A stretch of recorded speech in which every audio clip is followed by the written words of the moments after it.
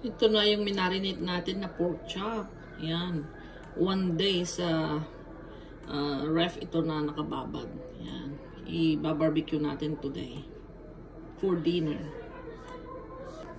Ito may nabili rin tayong tuna belly. I-grill natin ito.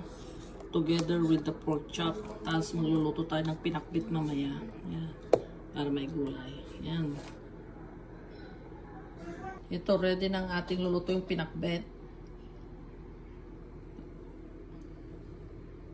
Nagamit tayo ng anchovy sauce or bagoong, kamatis, sliced onion, meron tayong eggplant, bitter melon, okra, at saka itong bunga ng malunggay. Yan.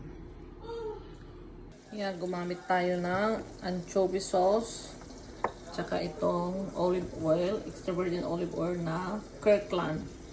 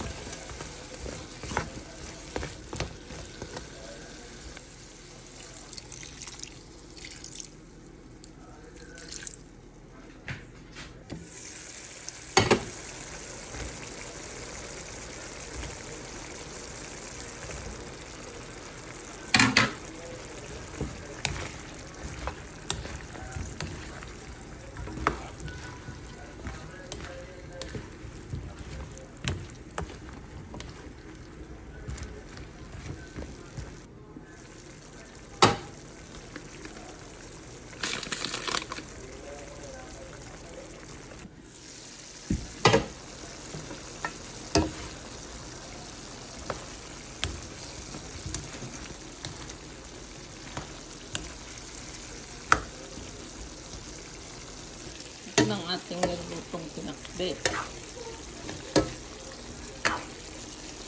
Yan, luto ng ating pinakbet na walang sahog. Yan.